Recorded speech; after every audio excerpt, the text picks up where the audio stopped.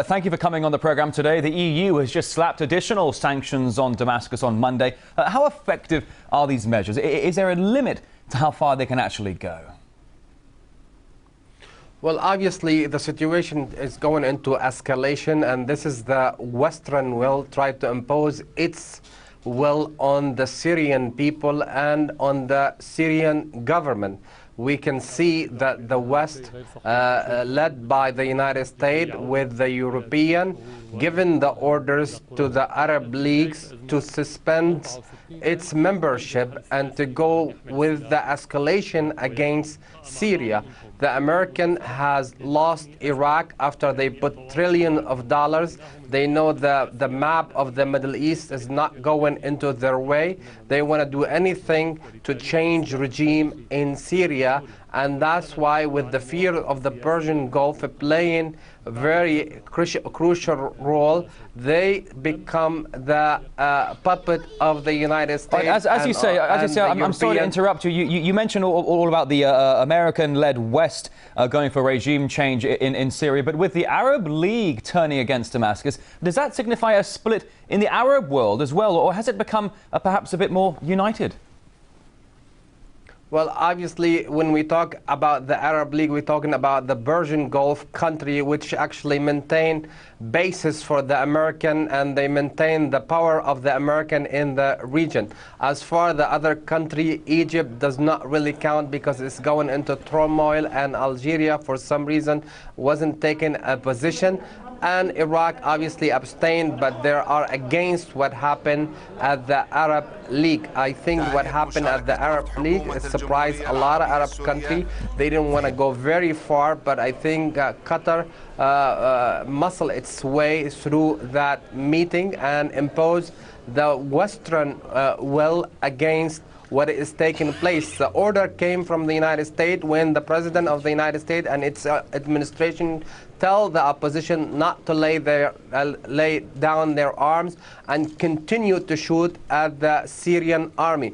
This is a country that actually supposed to respect the international law, telling the opposition to go and shoot at an army and the policemen of the Syrian and to continue as you say, there are two sides here. Both are armed here. You've got the government forces. You've also got protesters who are, according to some reports, getting weapons funneled across the border from places, for example, like Turkey. But if I may just move on here, Islamist forces. If I may, we're running very, very low on time here. Islamist forces have been able to bolster their positions in post-revolution Tunisia, Egypt, and Libya. How dangerous is that trend, and is it now spreading to Syria?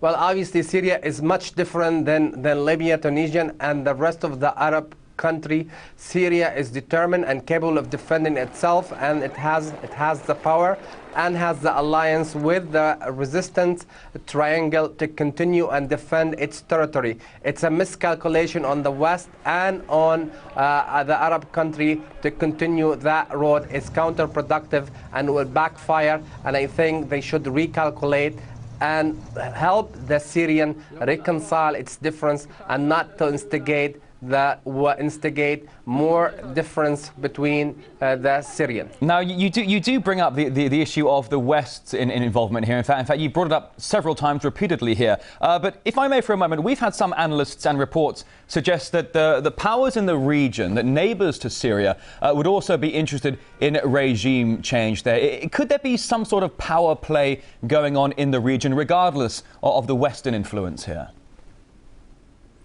Well, there is a need for reform in Syria, and the president of Syria said he is up for reform, and he wanted to have reform within his country. Not a change of regime, but modification for the constitution, and I think this is a task President Assad took it upon himself, and that's been accepted and actually been reinforced by a lot of people within his country and in the arena.